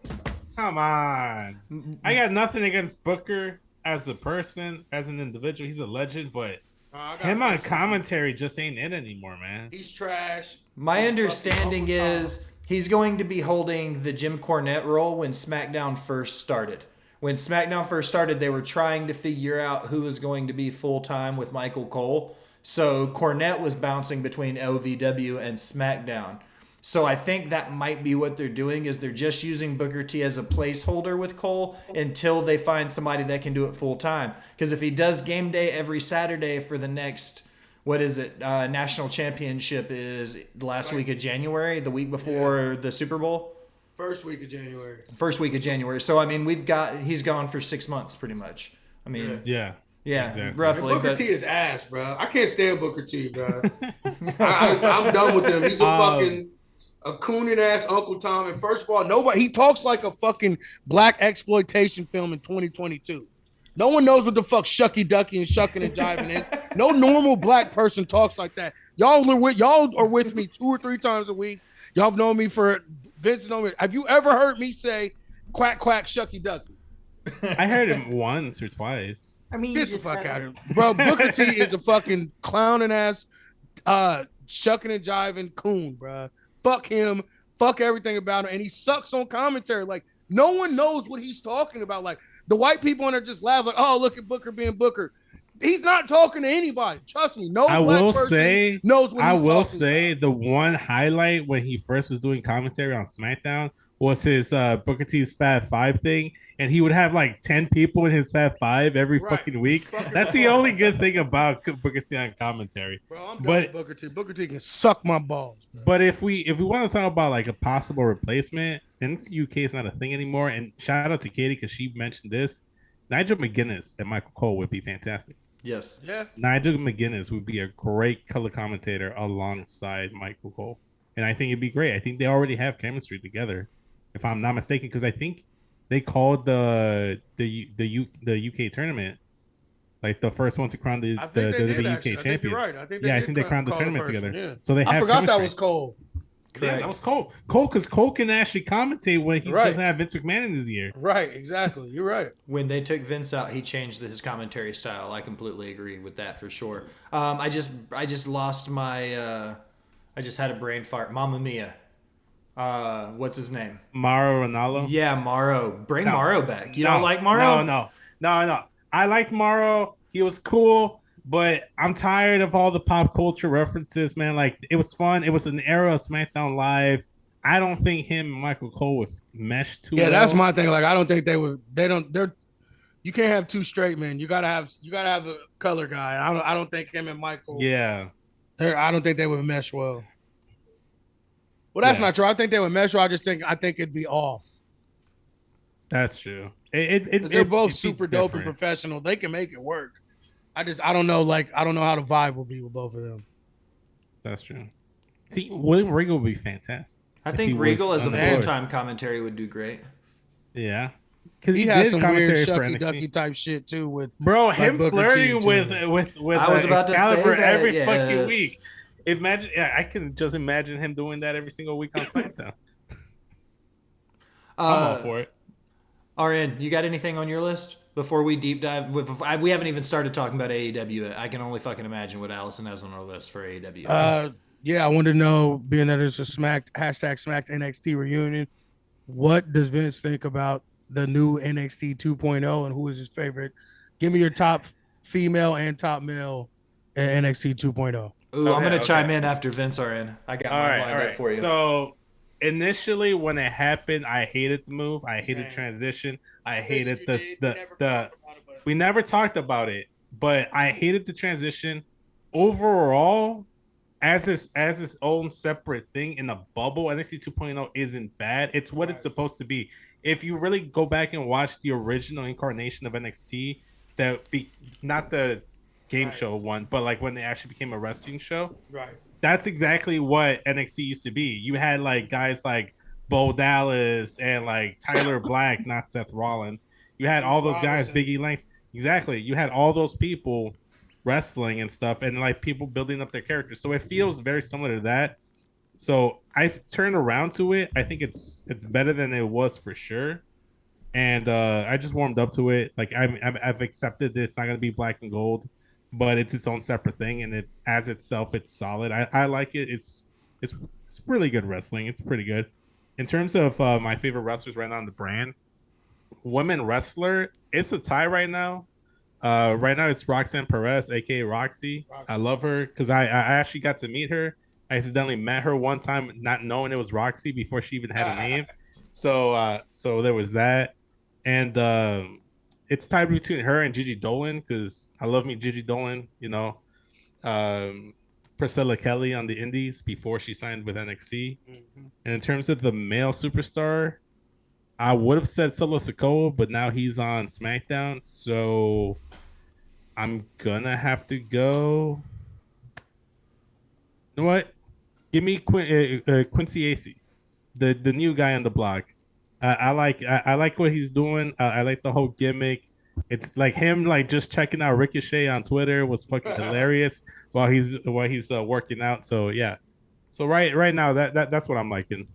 That's what I'm liking about NXT. I fucks with it. Yeah. My favorite NXT male wrestler is Carmelo Hayes. I think Melo needs to be pushed up there for a look at the world title picture. I don't see any reason why not. I think he's killing it. I had two favorite female wrestlers right now. One of them is on she's on the injury list right now because of an injury. It was Nikita Lyons. For obvious reasons, if you know anything about me, Nikita Lyons. And then Mandy Rose. And I think Mandy Rose really came upon herself in NXT 2.0 when they brought her back. She had the very Finn Balor approach to it. It wasn't that she didn't get relegated back to the developmentals. She went back to NXT to help lead and develop and do character growth with some of the girls in the locker room. So I applaud who she's become, because when she was on the main roster, I would have never taken that Mandy Rose as seriously as I'm taking this Mandy Rose today. When she turned the corner and she became brunette Mandy Rose, it's like, goddamn, you hit a new level. Like, and then giving her a faction with Toxic Attraction. Yeah, they're literally the attraction in NXT right now if you really sit there and think about it. But yeah, no, like, you know what? The more and more I think about it, like a lot of the male wrestlers that I like on NXT have been called up. Solo Sikoa, Giovanni Vinci is no longer on there as well. You know, like a lot of these talents that like I liked on NXT. Tony D'Angelo, I like him a lot too. He's doing some cool stuff, right? Santos Escobar. Santos Escobar. Santos Escobar is the legit. He's Santos awesome. And Carmelo are my two favorites. I think Santos could be another guy that would succeed on the main roster. Yeah, because Legato's coming up with him. Like as we saw like in his last appearance on NXT. We've been saying this for a while, Vince, but me and you both like this. He's the Latin star that they've been trying. Yes. Here's the problem. Trying to develop. There's just so many people with all the O's on the main roster. How are they going to get how are they not going to get lost in the shuffle once they get there? I think time will tell. Like, there's the key there is to like not rush it, just not do it just to do it. Have a story in place, because like you saw what happened with Hit Row when they got called up initially. Granted, it's not Triple H at the helm; it was Vince McMahon at the helm. But they got called up. They got a huge pop the first night there, and then they were just relegated to just doing backstage stuff. You know, as long as there's a story there in place, you know, like. I hate when they do Mexican versus Mexican, you know, luchador versus luchador. But, you know, like they could do something with Ray. There's something there. I would honestly, like, I wouldn't mind if he leave Phantasm and them down there, whatever the fuck their names is, and take Los Lucario, whatever the hell their name is. Los Lotharios? Yeah, take them instead of Joaquin Wilde and whatever the fuck his name is. Cruz del Toro, because they changed his name. Yeah, they changed his name, but yeah, I'd take them instead because I love Humberto and you know what I do? You know what I do? And this is a fantasy booking. You know, shout out to Hispanic Heritage Month and like Mexican Independence Day. It's coming up in like 6 days. You know, like in a week's time. You know, remake the LWO with Legado, Fantasma, Rey Mysterio, Los Lotharios. Put all the Latinos together. Like get Damian Priest outside of like Judgment Day. Like we make. 2022 LWO. That's what we do, Will. We make a new LWO. I don't see any. I have. How's that racist? I don't know. I just want to say it. It's not racist because I'm saying it. If Vince can make a that's what I'm saying. Vince is being racist by making an all Mexican group. That's racist. How is it racist? Allison, let's make an all Jewish group. It's MJF. Then that's it, right? Paul Heyman. Oh, hey, Paul Heyman. Paul Heyman those as a are manager. Those are two pretty Those are good two ones. Jewish. Those are two pretty good ones. Goldberg. Goldberg. RN's favorite. Goldberg. We could bring back a legend to farm it. That's I'm actually already Katie's, done. that's I'm already actually done Katie's with favorite this. too. Yeah. Goldberg's actually Katie's favorite wrestler. Paul Heyman, Goldberg, MJF. We need a fourth person to round it out. What's this Jewish? That's tough because I can't just assume someone's Jewish. I know, because that would be fucking racist, Vince. Which we already know he is. For real. I mean, I guess Scott's gonna have to come out of retirement, and you're gonna have to go. Scotty Goldman. Scotty Goldman.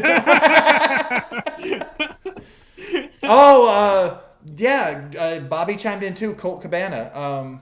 That is Fuck Scotty Colt Goldman. Cabana. That Scotty Goldman was his gimmick name in WWE. Yeah, that's the faction. Colt Cabana, MJF, Paul Heyman, and Bill MJF. Goldberg, and Bill Goldberg. There you go. We've done it. We booked it. All right, let's get to this crazy ass AEW shit. Fuck. Like, where do you guys even want to start with it? Do you just want to dive straight into Punk? Just go ahead and address everything that he said and did, and then go into the fist fighting scenario? Yeah, just start from the beginning and work over there. Okay, so First of all, let's start with the match. So looking back at the match, you got to look at the fact of what happened with the AEW World Title. So I'm going to give this the quick rundown. Punk beat Page. Punk got hurt. Interim Mox. Mox beat Punk. Punk beat Mox. What did you guys initially think about the all-out rematch, Punk Mox 2, and then leading up to the skirmish? I mean, you had the Hangman Adam Page stuff. You had the snide comments on BTE. So it's kind of a two-part loaded question for y'all. When the match itself, how was it? What did you guys feel about him and Mox, how they represented that match? And then when it gets to the backstage stuff, how much of that do you actually think is a work? And how much of it do you think is real life shoot? And we've already touched on so much of it, so there's no need to repeat a whole lot of what we already said. That shit's a fucking shoot, and we knew we were getting this match the entire time. Like, I don't understand why they had to have the bogus ass unification match, and then all the other stuff, the Ace Steel, whatever the fuck his name is, slapping him in the face and shit, like, and all that. Like, it just goes to more AEW overthinking and overbooking everything. Like, what was the fucking point? Like, literally, what was the point? So my big issue here, and it all goes into like one of my issues with AEW, is the whole interim championship bullshit. Because Punk got injured, like not even being able to defend his championship. He should have just relinquished the title. It should have been vacated. They crowned a new champion, and then Mox gets an official reign. Because him being the interim champion doesn't actually count in the record books. So from what I read and actually saw online, was that the whole reason they did the match, the unification match 2 weeks prior to All Out, was so that Mox can actually have his title reign counts, but they still always wanted Punk to have the title at the end. So if that's the case, why even do an interim champion? Have Punk vacate the title. You have Mox win the championship. He becomes the official champion. You don't have to do that messy bullshit of a match 2 weeks. I like the interim title stuff. I'm sorry. No. I'm okay with the interim title. I'm okay with the concept of an interim champion, so long as someone's going to be gone for an extended period of time or like a short period of time or whatever, and there's plans to unify it. But like, they do it too much. They overdo it. Like, they have an interim women's champion right now. I'm not calling the Toni Storm interim women's champion. She's the women's champion. But like, that's my whole thing. They wouldn't have had this issue if they didn't have the whole interim championship bullshit. Just have him vacate the title, then you have him challenge, because as much as we give shit to WWE for being too basic and simple, like, what's so complicated about I was the former champion, I actually get a title shot, I didn't actually lose the title, I got injured. That just makes common sense. So then you do that, and then now you can go ahead and do that, and then we talk about the match. My big issue in there is that it was basically rah babyface CM Punk trying to beat and go over the most dominant AEW wrestler of the last year in Mox.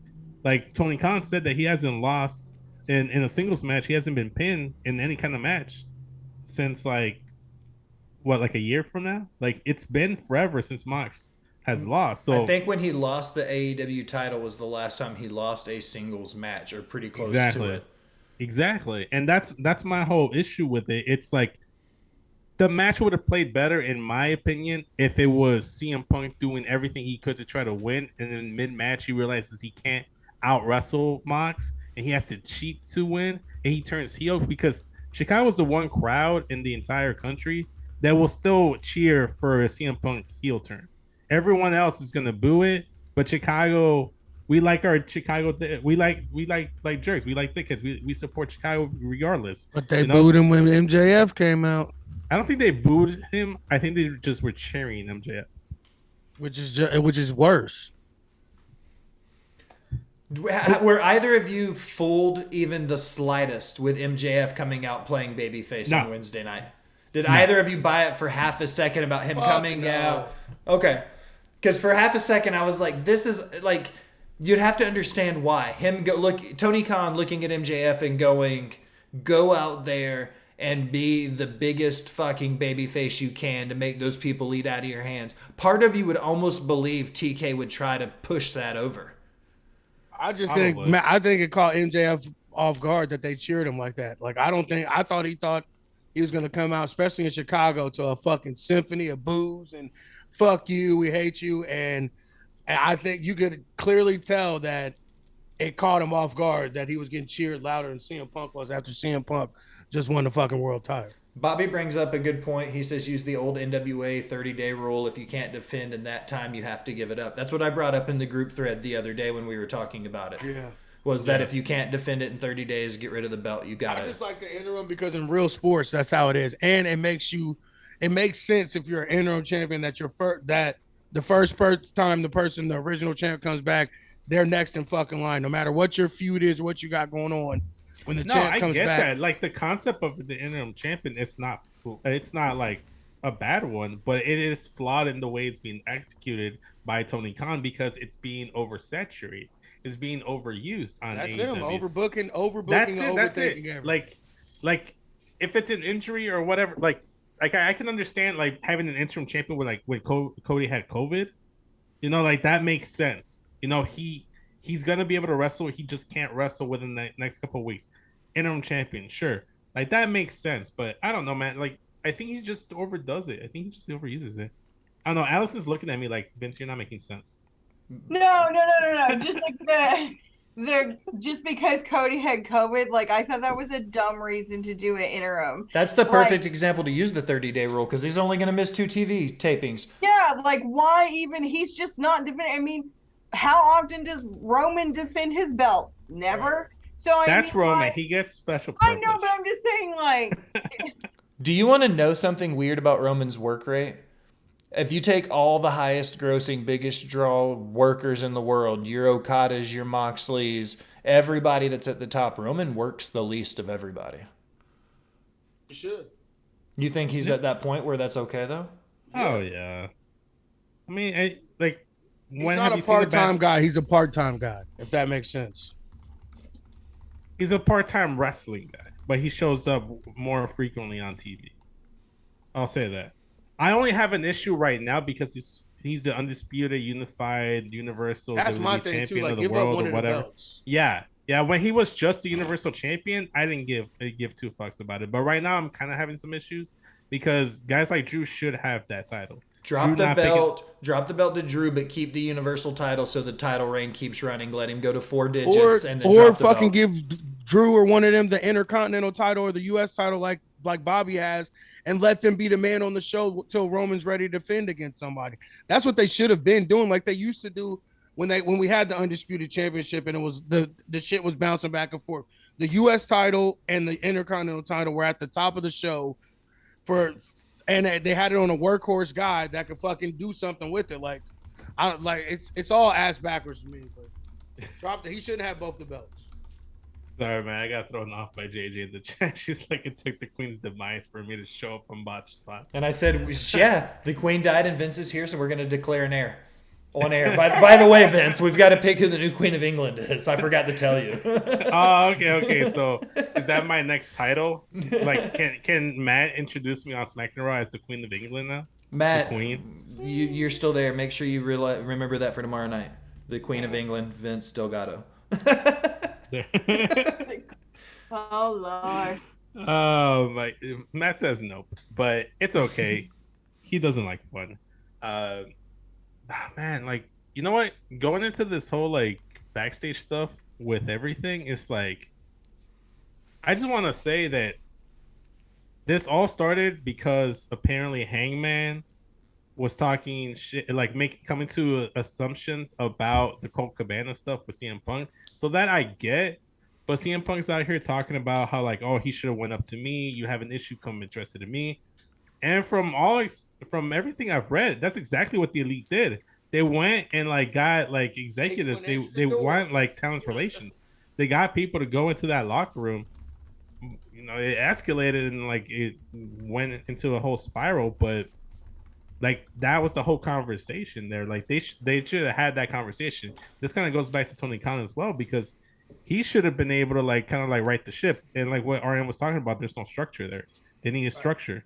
Tony Khan should have, from the moment he dropped that whole Hangman Page promo and he went into business for himself, he should have tried to sat everybody down with the EVPs and try to hash this out before it got to what it got to at All Out.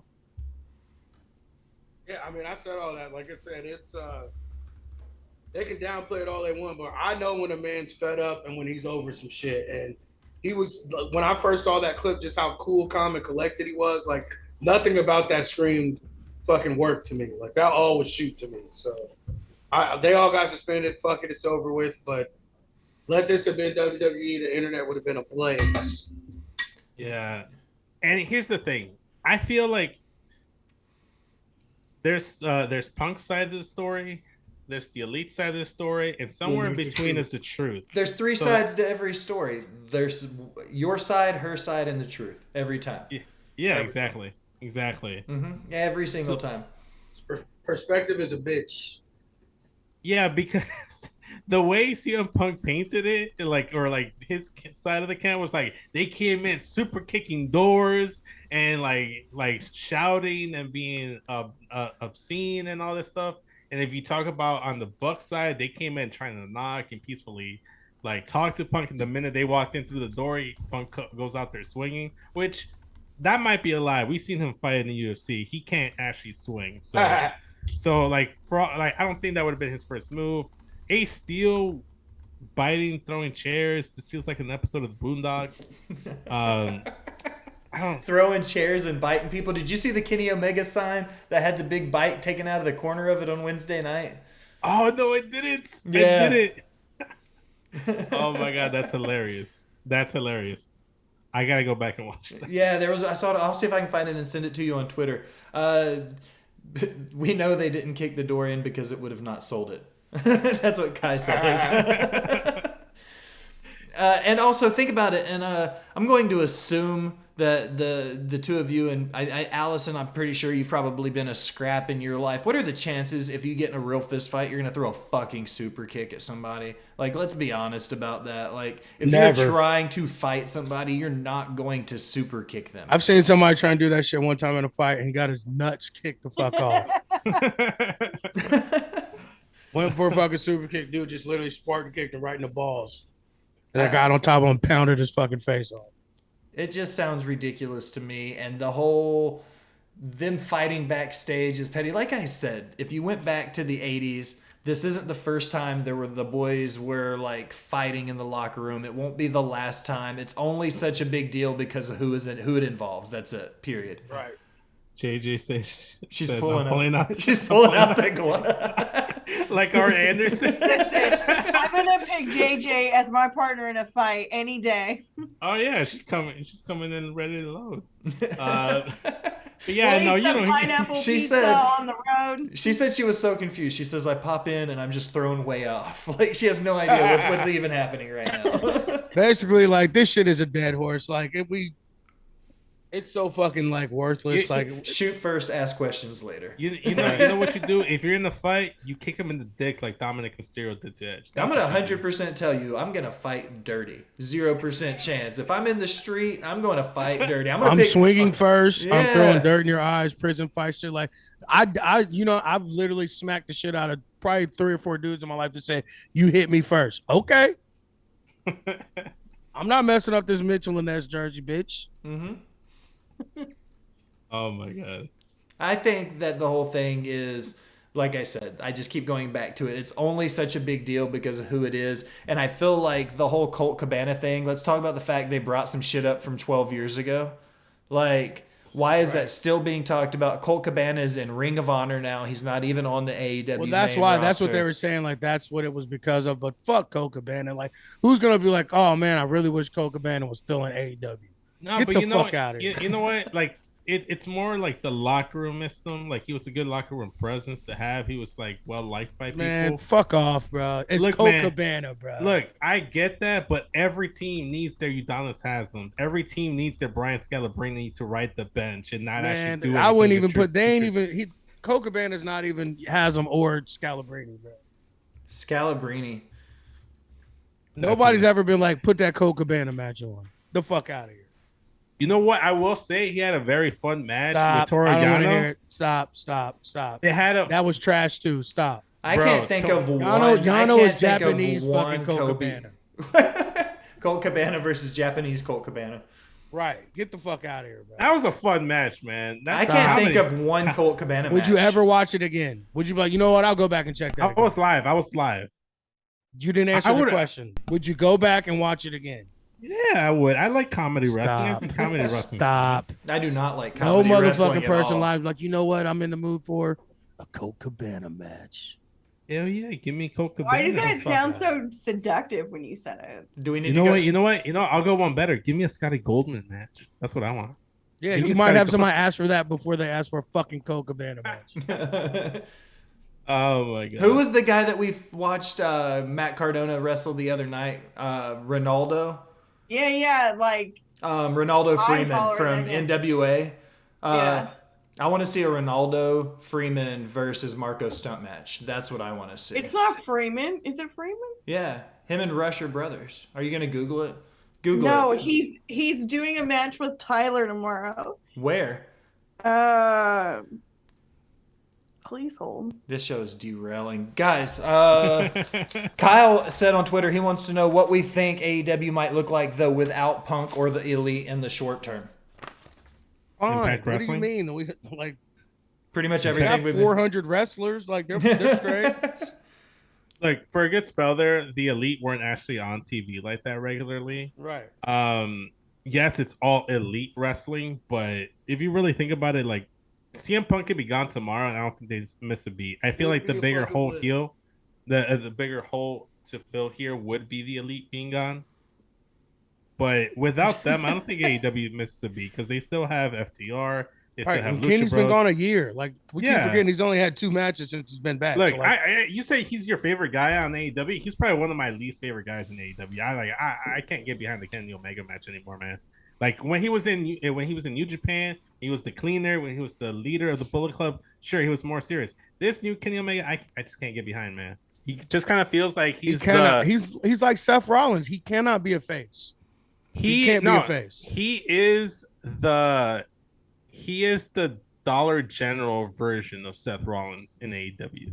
I would like cut his fucking feed. I would like to feed right now. I want to bring it up that we've been live on the air for an hour and 45 minutes. We're killing it. We're rolling through. And Vince is somehow... damn it. Why'd you have to bring up the time? Now I'm looking like fuck. Now I'm fucking yawning and shit. Listen, this is my point. Inside of an hour and 45 minutes, Vince has made it a point to use the term fuck the cock and fill some holes both on air.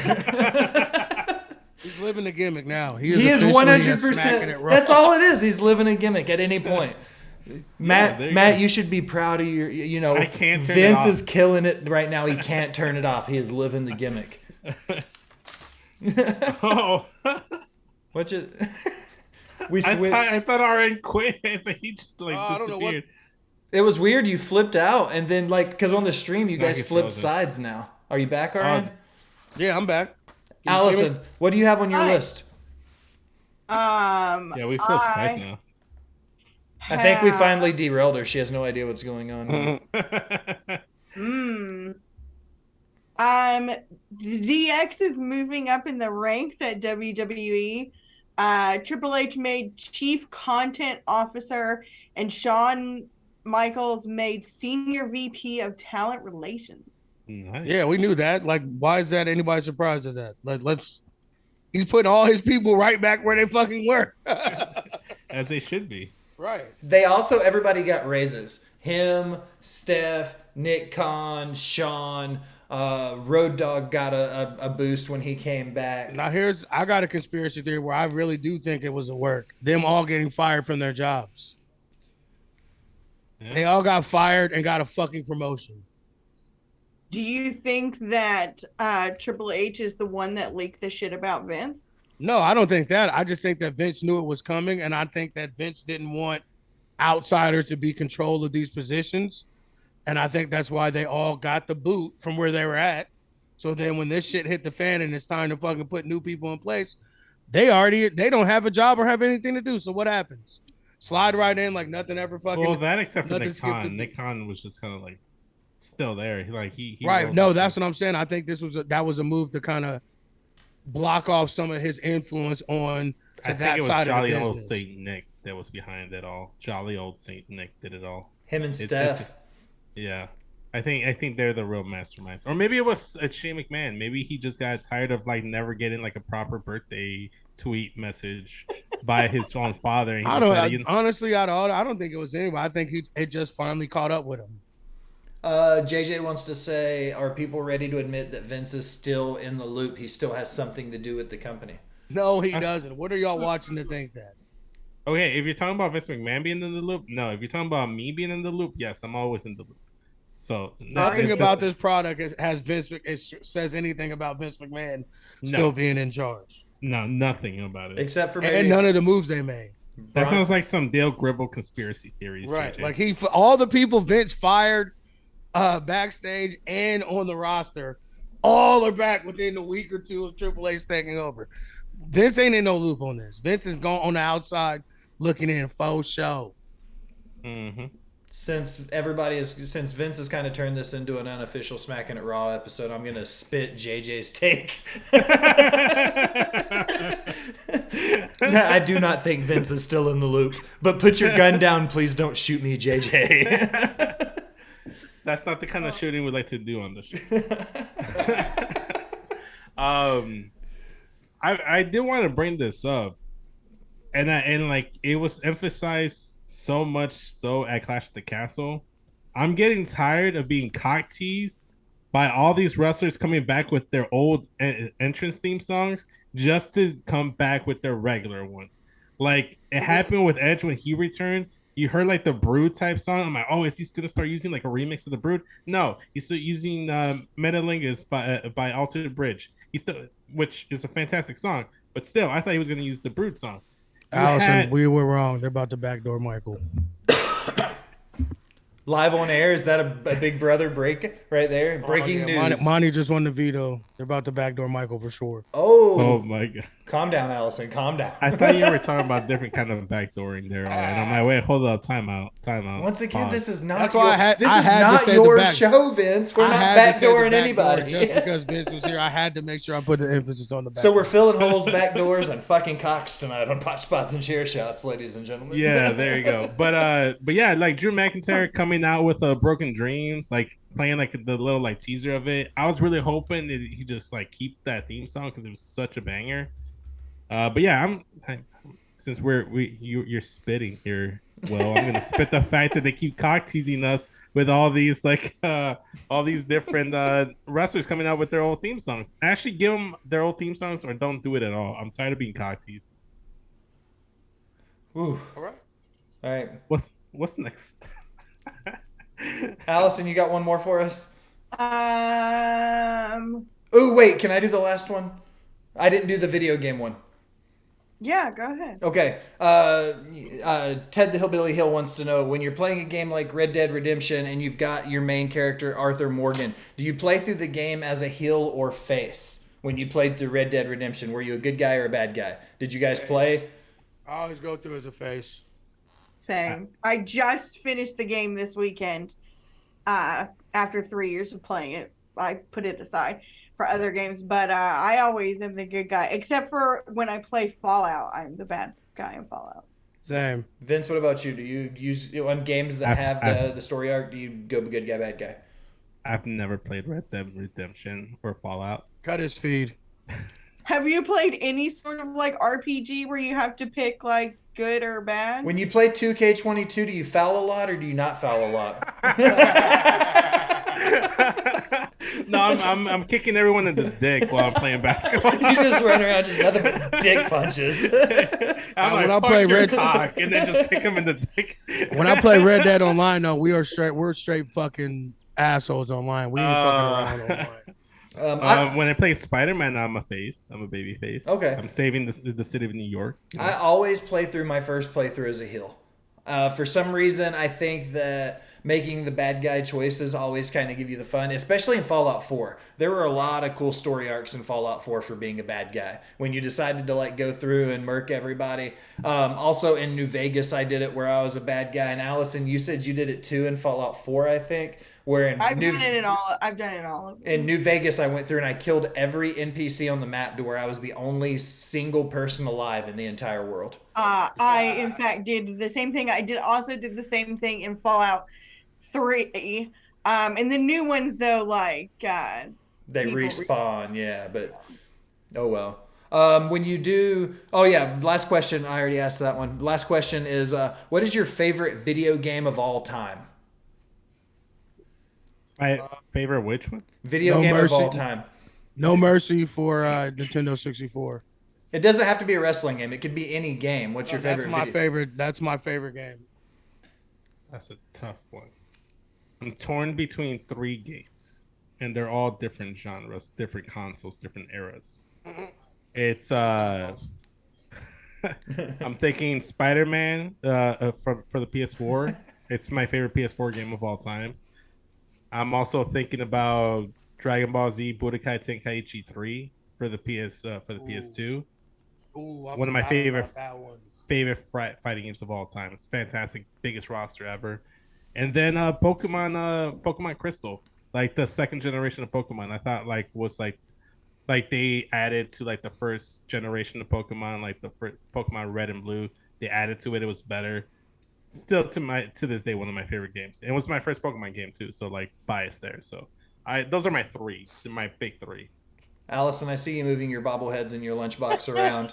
So just go ahead and say it. Wow. Can you see my arm? Sorry. Your tattoo, your Pit Boy. So Fallout. That's is dope. number 1. Nice. And then Assassin's Creed. And then Gears of War. But Fallout's number 1. So, funny story about my video gaming adventures. I started playing video games because of Will.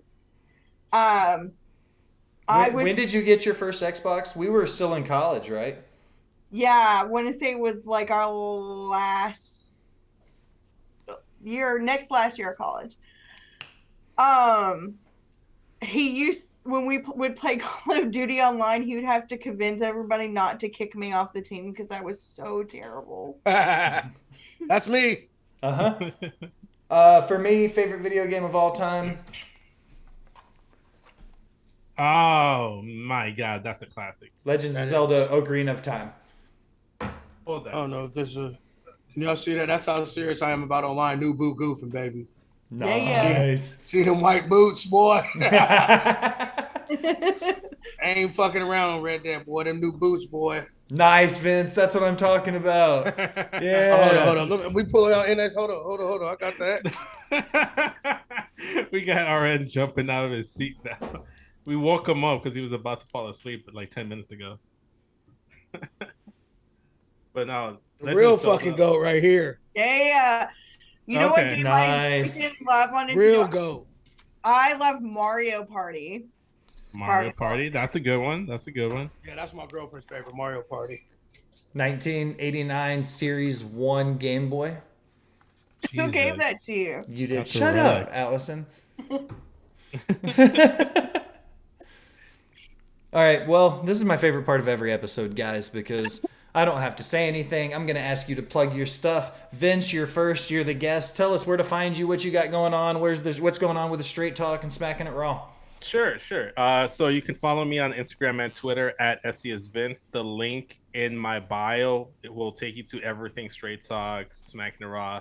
I just recently did a women's tag team fantasy booking tournament where me and Katie Kinsey Bay we went ahead and fantasy booked the women's tag team tournament. We did it better. We had a whole ass like teams, everything storyline, went through the whole booking process. We've done like basketball stuff. We've covered the Donovan Mitchell trade, the Mamba rankings, the 24 best basketball players going into the new season.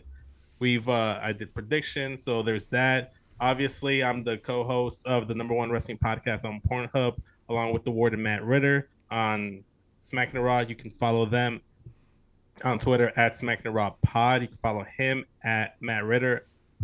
I can't spell it like he does. He has the linguistic skills that I don't, apparently. But you can follow me there. So check us out there and at It's Creation World to find the whole compass that is like Smackin' It Raw. Mr. RN. I am on the Rewind Sunday night, sometimes Monday, depending on what we got going on. Check me out on Instagram, ARA8984 or Route 4 Kennel. That's ROUTE4, the number 4 Kennel. If you're looking for some puppies or anything like that. And Mr. 8984 on Twitter. And I would like to tell Katie and Vince, stop fucking shutting me out. I haven't been on any of y'all shows. Some bullshit right now. Vince, we did all the straight talk shit with the NBA. I was the first one to get down with you with that and all that. Every time we're trying to do an episode, you're like, it's too late. I gotta go to bed. No, so that's on you. Last time that's we did an episode, we recorded a whole episode and nothing was recorded on my audio. But we redid it. We did it. But no, you didn't record my part of the show. Listen. I used to botch a lot. I fixed that. I fixed that. There's no botching. We'll be live streaming. I haven't been on since there's been no botching. Yeah, well, that's okay. Come on, I'll show you the ropes. We'll make it happen. Like the NBA season is coming up next month. Well, we got plenty to talk about. Definitely got to do a kickoff show. I'm down for sure. Definitely. As long as you ask me questions about the Celtics, I can answer. That's about the extent of my NBA knowledge. What do you think about Bill Russell having his jersey number retired across the NBA? I think next to Michael Jordan, he's arguably the only player close enough to having the kind of effect on the league, both as a player and a coach and the community as a whole, besides Michael Jordan, that deserved it. I think next to 23, and 23 is technically not retired by everybody. Chicago, Miami are the only two, I think, right? Yes. Correct. And then you look at somebody like Bill Russell. If you look at somebody, what he did for the game as a player, as a coach, for the culture, for the community, I don't think there's anybody that touched the game bigger than Bill Russell, with the exception of maybe Michael Jordan or Kobe Bryant. I will say the only reason I'm against his jersey number being retired across the league, is the fact that now when I play NBA 2K and I choose my player, I can't wear my number 6 jersey because it's retired by the Bulls. So like that's the one thing. It's like if I play 2K, now I can't wear number 6 because they retired Bill Russell's jersey. So love you, Bill, but what the fuck, man? Like so now I can't wear my jersey. In the game? Yeah, because the game will, like if a jersey is retired by a team, a jersey number is retired by a team, the game won't let you wear that jersey number. I respect the hell out of that. I don't. I want to wear my number 6, man. I'll write it in. Allison, you're up. Plug your shit. You can find me on the tweeters, justagirl918. You can attempt to follow me, the same tag on Instagram. I might approve you. That one's not public. I really, really need to get back on the heel support group. You can see the figures kind of hanging out. Shoot me some ideas of what y'all want to see from the heel support group, and we'll do some stuff. I'm looking for a Bailey figure. So if anybody has a cheap opened Bailey figure they want to send my way, hit me up in the DMs. I'll message you offline. One of my buddies has a bunch of open shit he always lets me go through. Okay. I don't want to pay a whole lot for it. So. No, I might be able to get it for free. That's what I'm saying. Oh, word. Yeah. Any free figures that are heels, if he wants to send them, like, I'll give him a shout out when I post the comic. What if it's Hugger Bailey? Huh?